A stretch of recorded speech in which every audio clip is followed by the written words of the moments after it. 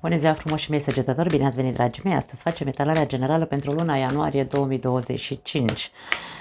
O etalare generală cu de toate, după cum știm, în descriere o să vă las minutul exact pentru fiecare dintre aceste arii prin care vom trece și este valabilă pentru toți cei care aveți soare, luna, ascendent sau Venus în săgetător. Înainte să trecem la treabă, vreau să vă doresc sărbători fericite, să petreceți frumos alături de cei dragi vouă și anul 2025 să fie un an minunat pentru toți. Tot ce îmi doresc pentru mine, îmi doresc pentru toată lumea, nu doar pentru săgetători, ci pentru toate sufletele. Începem cu aspectul general al lunii, să vedem care este aspectul sau energia lunii ianuarie pentru voi. Da, în principiu aș spune că este mare agitație pentru că mi-au căzut cărțile pe jos, așadar un pic de răbdare ca să adun.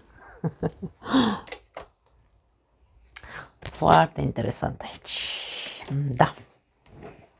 Ceasării pe jos, rezistențe.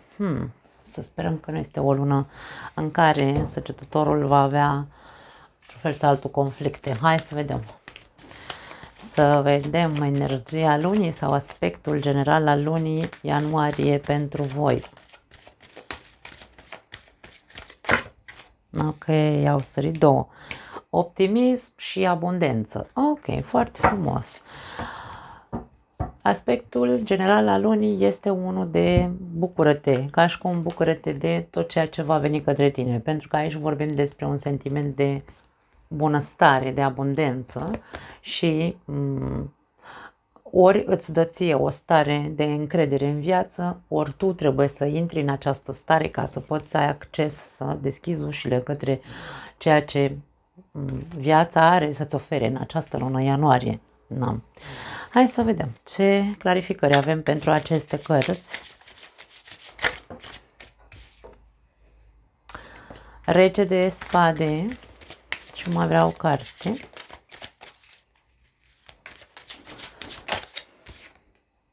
Patru de bâte, o carte de sărbătorire. Dragii mei, eu cred că aici ceva se concretează în viața voastră.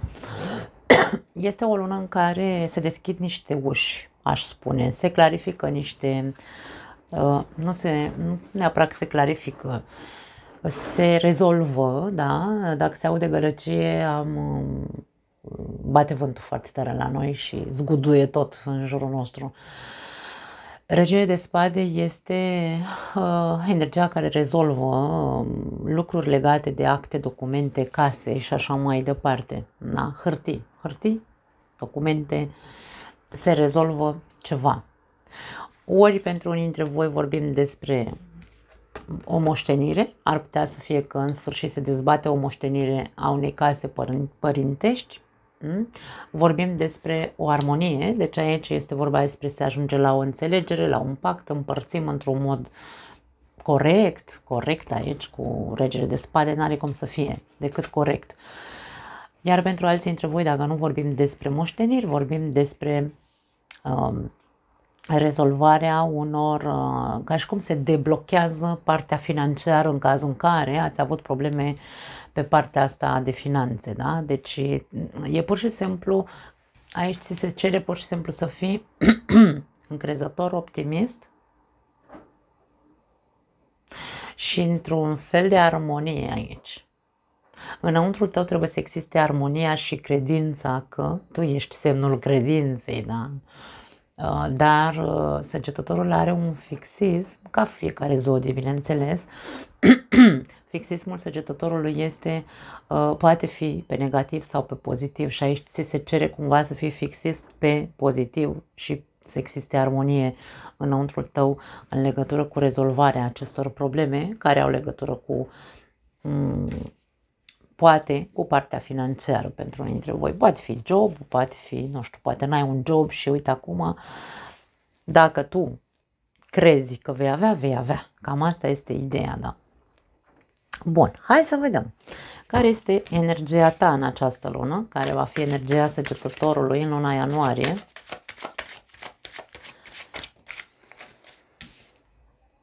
Șase de spade.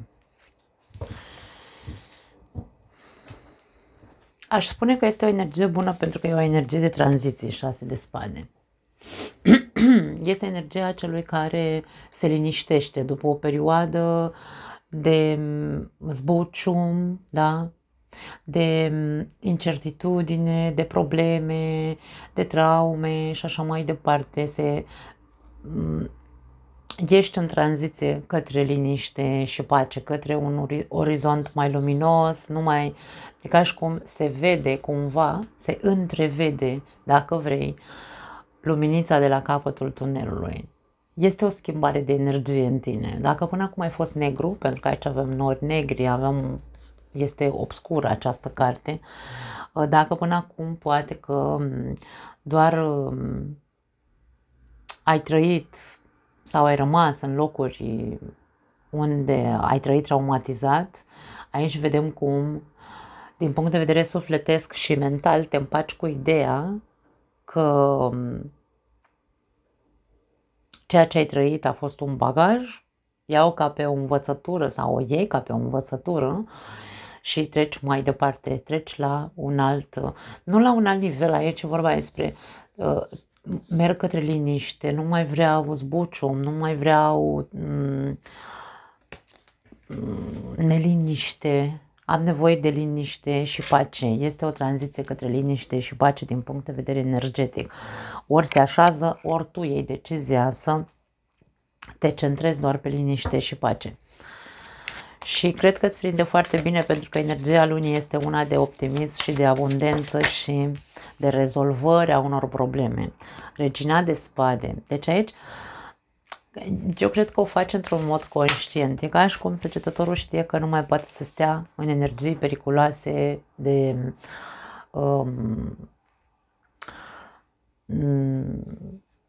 turbulență. Știe, Regina de spade confirmă acest lucru. Da? E ca și cum știu că poate, inclusiv eu mi-am făcut rău singur, cândva. Și energia mea, am fost centrat sau n-am acceptat la mine că aveam o energie care îmi făcea rău mie, da? Conștientizez. Și aici avem ce asta? 10 de bâte. Foarte mult stres. Conștientizez că ți-ai făcut, poate de foarte multe ori, de multe ori ne facem rău singuri, dar nu conștientizăm. Dar tu aici conștientizezi. Tu finalizezi aici. 10 de bâte este cartea celui care finalizează, da? Ajunge la pentru că aici te văd tranzitând, dacă vrei, de la întuneric înspre lumină, de la turbulență sufletească și mentală la liniște și pace interioară și mentală. Este un proces conștient în a scăpa de toate anxietățile, de tot stresul acumulat. Da. În luna ianuarie te vei descotorosi de tot stresul acumulat, dar o vei face într-un mod foarte conștient. Foarte frumos. Aici îmi place ce văd la voi.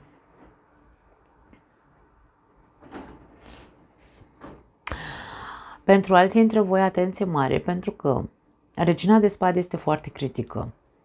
Regina de spade este o energie care vrea să ne arate aici că va fi parte din energia ta în această lună. Atenție la critică din cauza acestor bagaje, pentru că aici avem bagaje în ambele cărți, din cauza bagajelor din trecut. Poate fi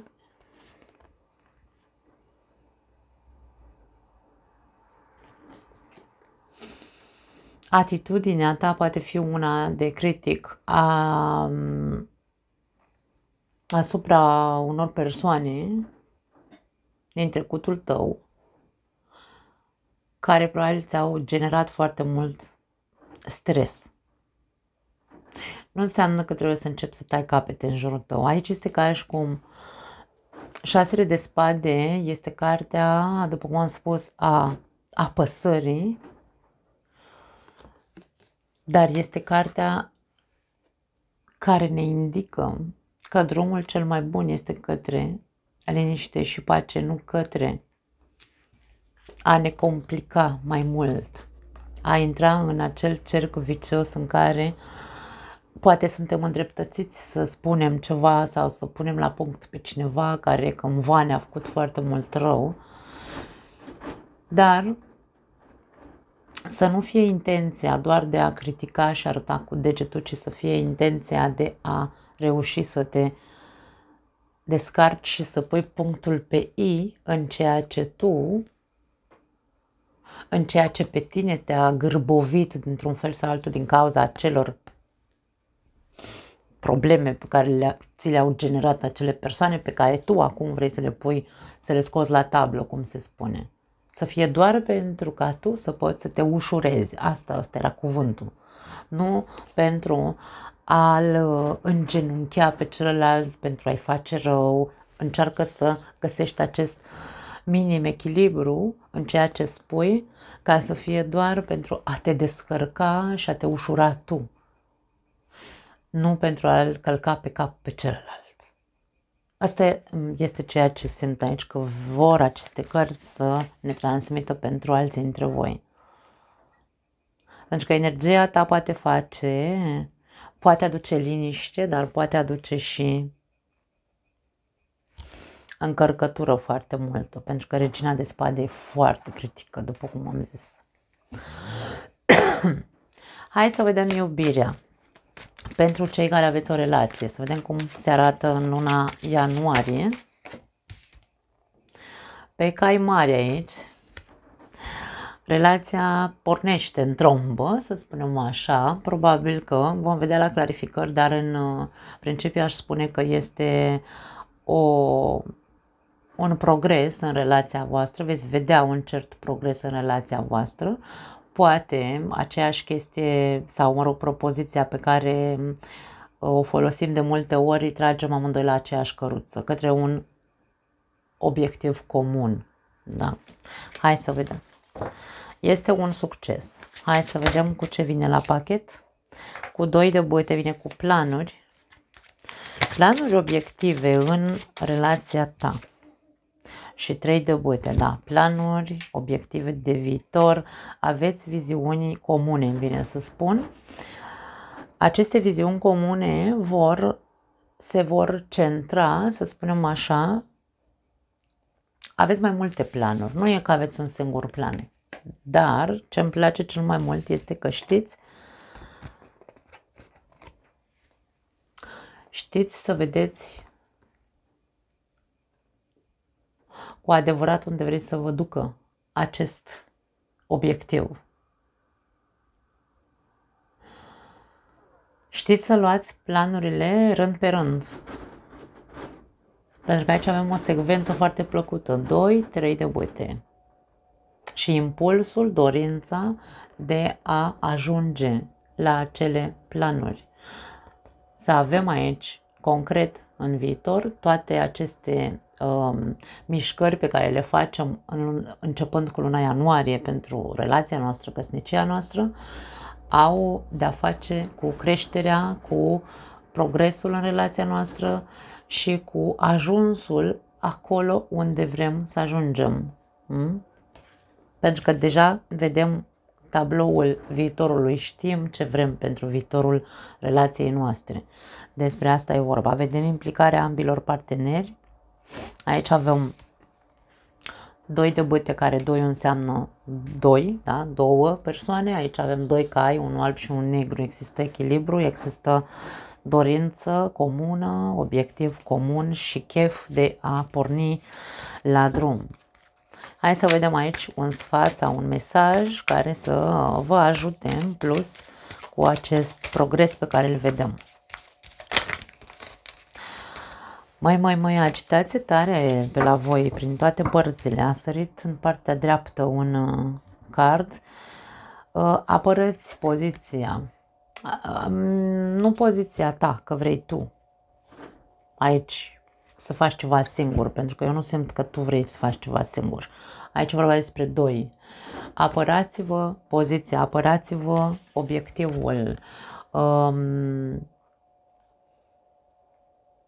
Apărați-vă relația în cazul în care vorbim despre relații atacate de alte persoane, să zicem.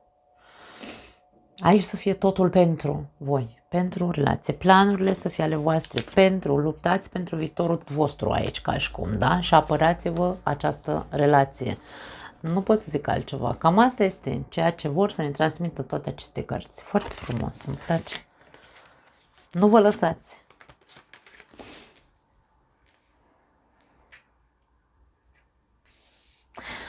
Hai să-i vedem pe cei singuri în luna ianuarie. Ce se arată pentru voi, dragii mei, săgetători singuri în luna ianuarie pe plan sentimental? Un rege de monede. O persoană serioasă, ori tu ești această persoană, ori vei întâlni o persoană serioasă. Regele de monede are conotație de persoană căsătorită sau compromisă, cel puțin într-o altă relație. Să sperăm că nu e despre asta. Avem 6 de cupe, o persoană din trecutul tău, o persoană cu care tu ai avut de-a face, 10 de cupe și regina de monede, wow! Dragii mei, ori tu stai cu gândul, ești nostalgic aici. Atenție mare, pentru că unii dintre voi, eu cred că ați avut în trecut legătură cu această persoană. Nu știu dacă neapărat persoana asta era căsătorită și atunci. Ori voi ați avut o căsnicie cu această persoană, v-ați despărțit de această persoană și încă stați cu gândul la această persoană, dar ea între timp s-a recăsătorit și a refăcut viața și așa mai departe, pentru că te văd nostalgic în legătură cu această persoană. Pentru unii dintre voi. Încă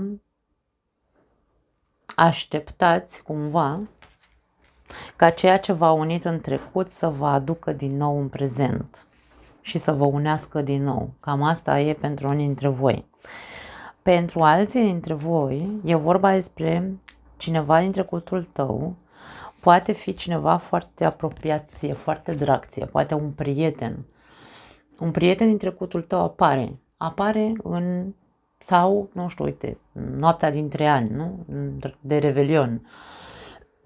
Te reîntâlnești aici cu o persoană din trecut, cu un prieten drag. Și în trecut între voi exista o conexiune. Poate a fost mult mai profund către prietenie în trecut, dar de data asta e diferit. Conexiunea între voi, pentru că acum sunteți adulți, nu mai sunteți copii, conexiunea între voi este foarte... aveți o afinitate foarte mare în energie.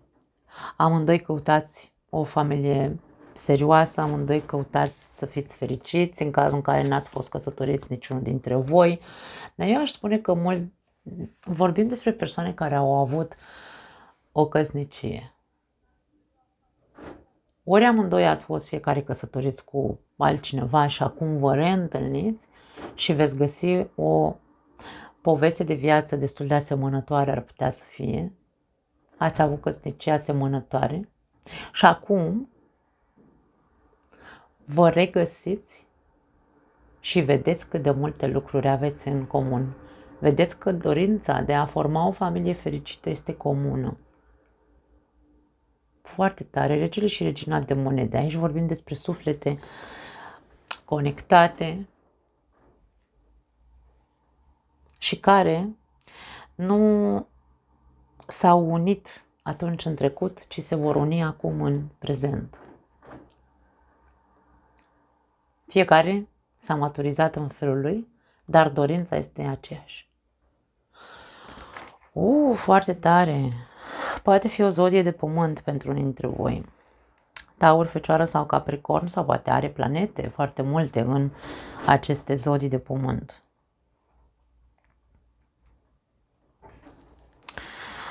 Foarte interesant. Hai să vedem un sfat aici.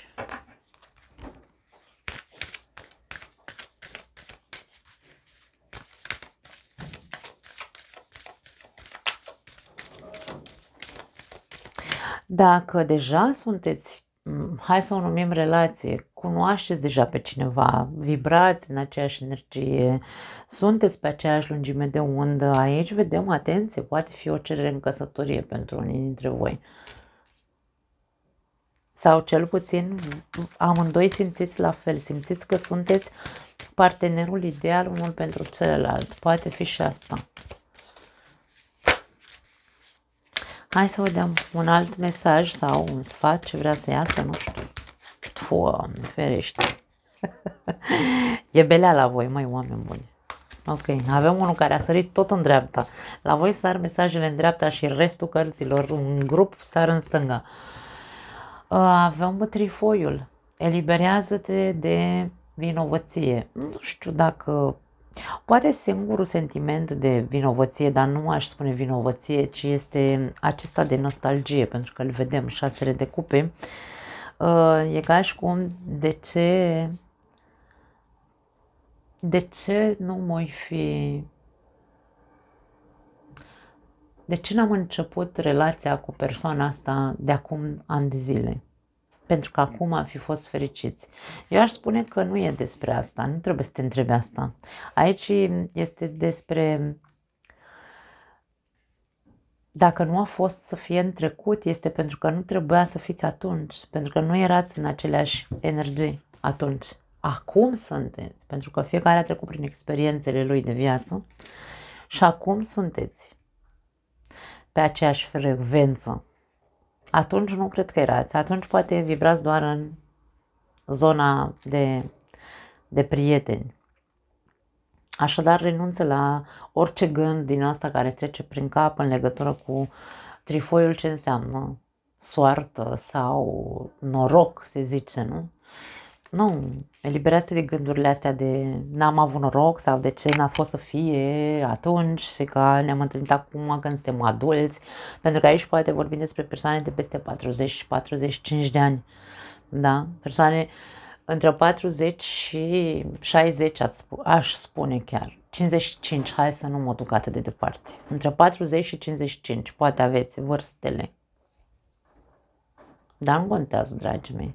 Important e că v-ați reîntâlnit acum. Dacă nu e cineva din trecutul tău, poate fi pur și simplu conexiune foarte strânsă între tine și această persoană. Atât. Nu neapărat să aibă de-a face cu trecutul tău. Hai să vedem zona carierei. Carieră, finanțe, job, proiecte, tot ce înseamnă economie. Pentru luna ianuarie. Ok, avem 2 cărți. Cavaler de cupe, 10 de spade.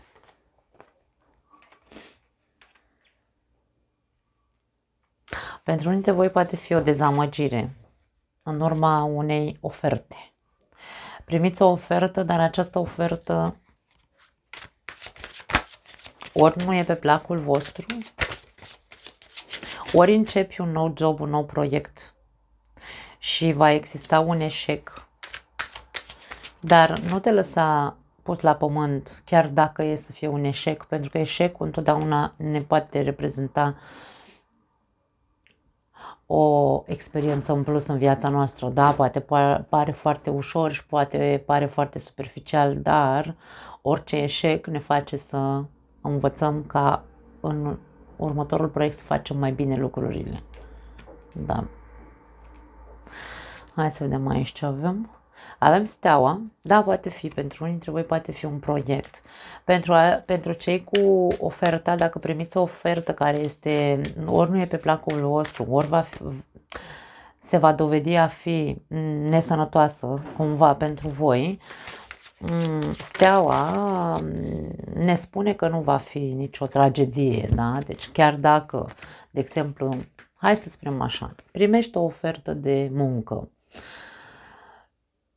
dezamăgirea pe care o vei vedea e probabil pentru că oferta asta pare așa foarte, dacă vorbim despre bani, pare fi foarte bănoasă, ți se spune, nu știu, wow, iluzia aici, poate fi că te iluzionezi și după aia te desumfle. Eșecul nu neapărat că îți pierzi jobul respectiv, ci ar putea să fie faptul că ți se promite nu știu cât, dar de fapt vei vedea că nu.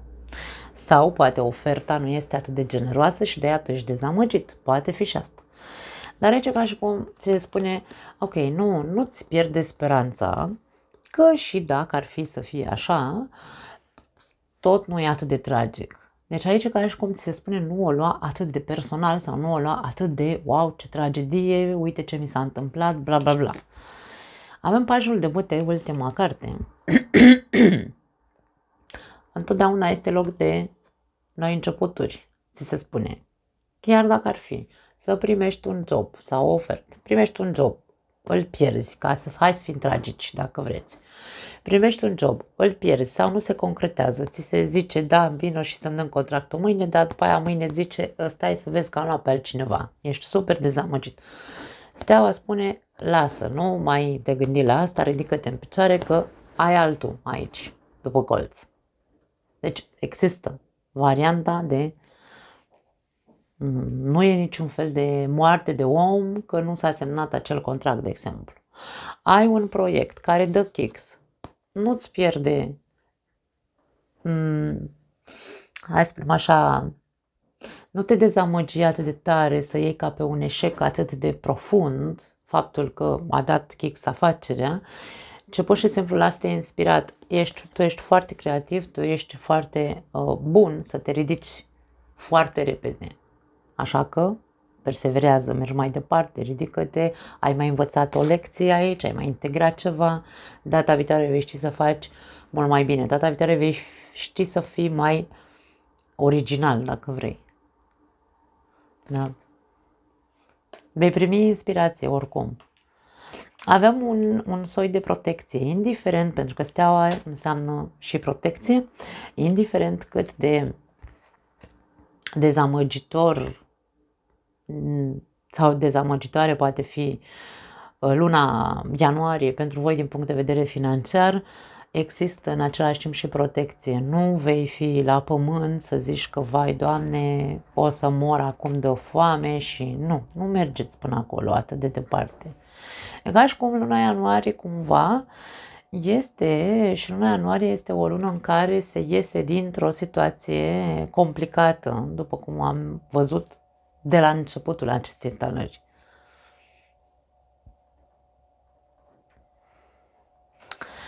Hai să vedem sănătatea. Sănătatea pentru luna ianuarie pentru săgetători.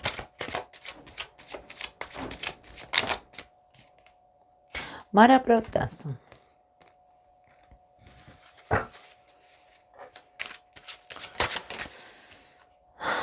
Patru de cupe și Rege de cupe. Pentru femei ar putea să fie să fiți mult mai atente la tot ce înseamnă chestiuni ginecologice, controle, nu știu, aveți grijă că acum cu frigul, cu altele, pot fi probleme cu ovarele sau, nu știu, cistită sau nu știu dacă se zice corect așa în românește, controle la sâni, mamografii în cazul în care este cazul, aici pentru femeile peste 55 de ani se recomandă, da?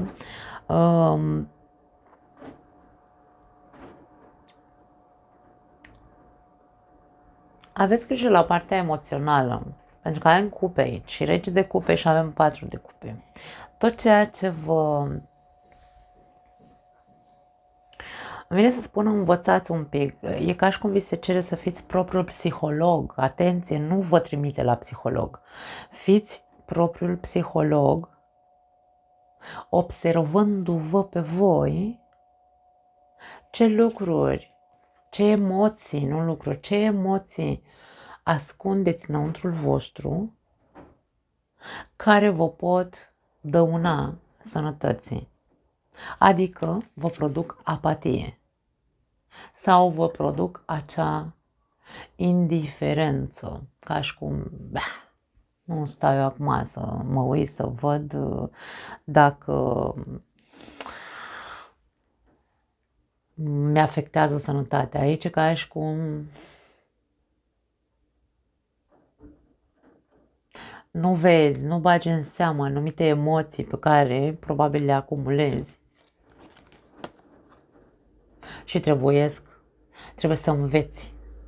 Să înveți să vezi ceea ce, într-un mod inconștient, acumulăm din punct de vedere emoțional și ne afectează sănătatea. Să nu ne mai facem că nu vedem. Pentru că aici ne transformăm în persoane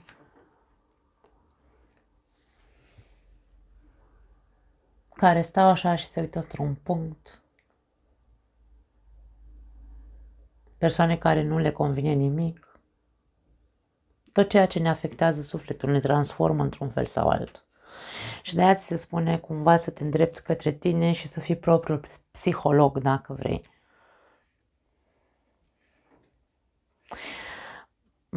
Asta și pentru femei și pentru bărbați, da?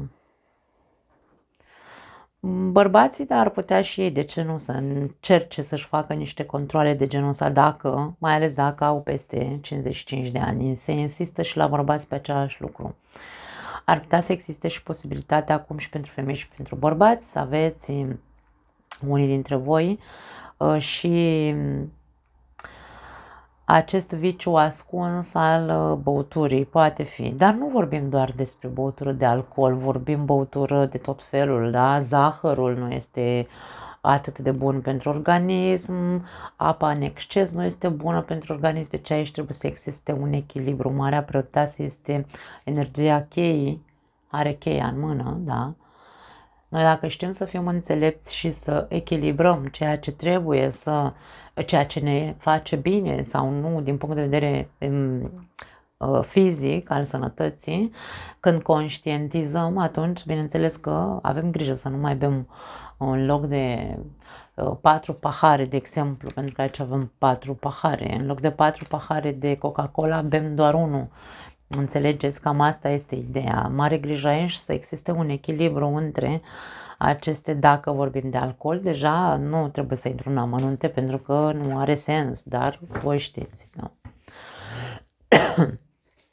Hai să vedem la ce trebuie să fii atent în luna ianuarie, la ce trebuie să fii atent Săgetătorul, la 5 de spade, la certuri, poate fi. Fii atent la persoanele invidioase, pentru că 5 de spade este cartea hienelor care te încolțesc într-un fel sau altul. Fii atent la persoane care te trag în conflicte sau te atrag în conflicte. Trebuie să știi să te impui. 5 de spade este cartea celui care părăsește cumva, da, sau își intimidează, ori își intimidează adversarii, ori părăsește, aruncă armele și zice eu nu intru în bâlciul ăsta. Cam asta este ideea. Fii atent la cei care vor să te tragă într-un bâlci sau la cei care te provoacă, pentru că este cartea provocărilor, da? 5 de spade. Rege de monede și luna. Este un conflict deschis, atenție. Unii dintre voi fiți atenți la o persoană din trecutul vostru care are un conflict deschis cu voi. Poate că nu ați...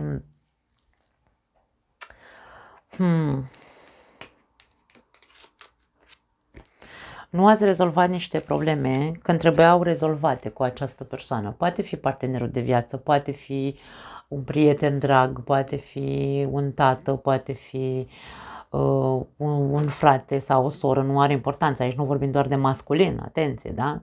Mama, tata, nu știu, habar n-am, cineva foarte apropiat ție. Și conflictul poate fi în legătură cu banii, atenție. Ori aici această persoană are o datorie față de tine, ori tu ai o datorie față de această persoană.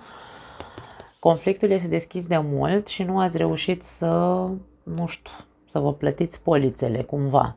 Și aici fiți foarte atenți pentru că această persoană pare că vine să își ceară ceea ce nu ți-a cerut în trecut. Poate că a lăsat de la el sau poate tu ai lăsat de la tine și nu i-ai cerut acelei persoane datoria, nu știu, zic și eu, exemplu ăsta tâmpit ca să fie de înțeles ce vreau să zic. Dar te vei regăsi aici, dacă în luna ianuarie îi spui persoanei ăsteia să-ți dea datoria, de exemplu, se va pune cruce și aici vedem că nu. E ca și cum, ți se spune ca și cum renunță la a alerga, poate, e o sumă mare, că aici avem un rege de monede, poate fi și asta, dar acum depinde de tine. Depinde de tine dacă tu o să ajungi până la urmă să zic că îmi bag picioarele, nu mai stau să mai umblu după ăsta, nu mai stau să umblu după banii mei.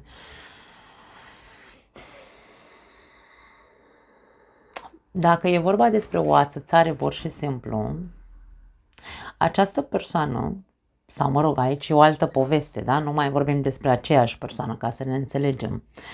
Pentru că se spune să fii atent la o ceartă, la o revoltă, la un atac sau la o provocare. Te ești provocat, te ațăță cineva.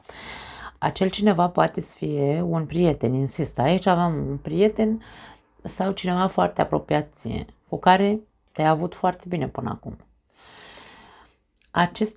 Această persoană a reprimat niște lucruri care până acum nu ți le-a spus. Și poate că te provoacă ori inconștient și tu trebuie să fii atent, să știi să te aperi. Pentru că e posibil să spună anumite lucruri, poate inclusiv să bage degetul în rană sau să dezvăluie ceva din trecut, din trecutul comun sau din trecutul tău, un secret pe care îl știe despre tine și aici tu trebuie să știi să te impui, trebuie să știi să faci față acestei provocări, da? Despre asta e vorba. Înarmează-te bine, pentru că e o persoană apropiată, nu e un vecin de la etajul 10. Ok? Hai să vedem de ce lucru ar trebui să te bucuri mai mult în luna ianuarie.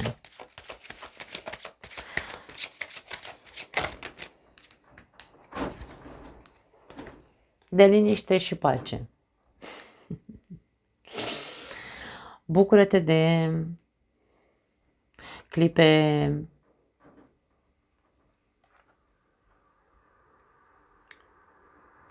armonice, vine să spun. Bucură-te de persoanele care îți aduc armonie și de persoanele care se compromit umăr la umăr cu tine. Nu te mai uita în exterior.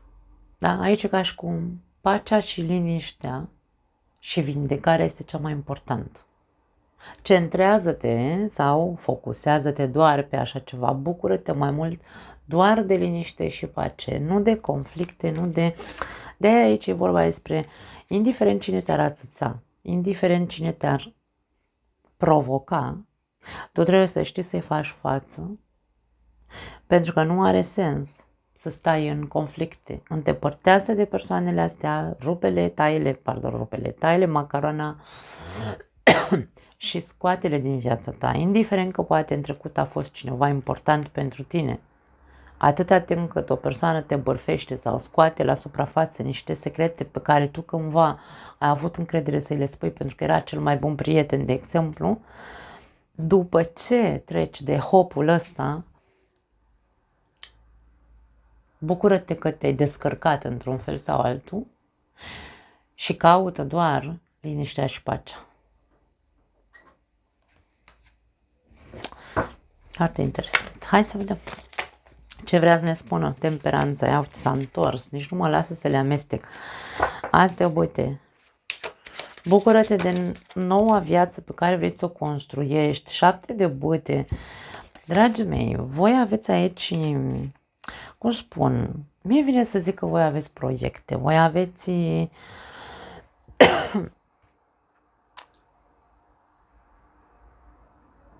aveți niște dorințe sau cel puțin una, aveți o dorință. Și ți se spune, protejați în totalitate dorința și bucură-te de fiecare clipă de pace care te conectează cu dorința ta. Dorința poate fi orice. Aici, în acest as de bâte, e foarte frumos acest set de cărți. În acest as de uite avem aici în depărtare o casă. Poate unii dintre voi proiectul vieții voastre este să vă construiți o casă sau să vă cumpărați o casă, nu știu, nu contează în ce locație, în ce țară, nu are importanță. Focul ăsta are de văzut cu ceva palpabil, cu ceva material. Bucură-te de... Nu te deconecta, vine să spun, de la dorința ta aici. Protejează-o și apără-o și luptă pentru ea, da? Nu te lăsa influențat de cei din exterior, nu te lăsa frânat. Aici vorba despre rămâi în conexiune, da? Pentru că ți se spune de ce lucruri ar trebui să te bucuri mai mult, de ceea ce îți dorești. Apără, protejează ceea ce îți dorești. Cu tot sufletul, cu toată ființa ta, cu toată energia ta. Avem bâte și foc, apă aici, da? Cu sufletul, cu focul și cu sufletul. Nu m-am exprimat bine. Cu dorința și cu dorința inimii tale, dacă vrei, da? Rămâi în conexiune profundă cu ceea ce tu îți dorești. Și caută să mergi către acel proiect sau viziune de viață, ar putea să fie o nouă viziune de viață,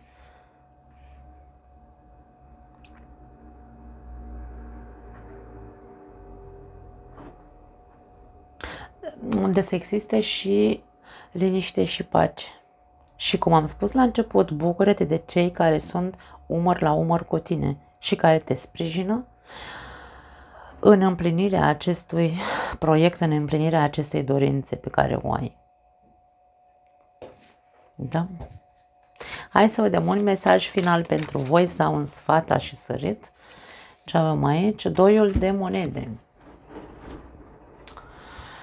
Când viața devine haotică, caută o modalitate de a te împământa și echilibra.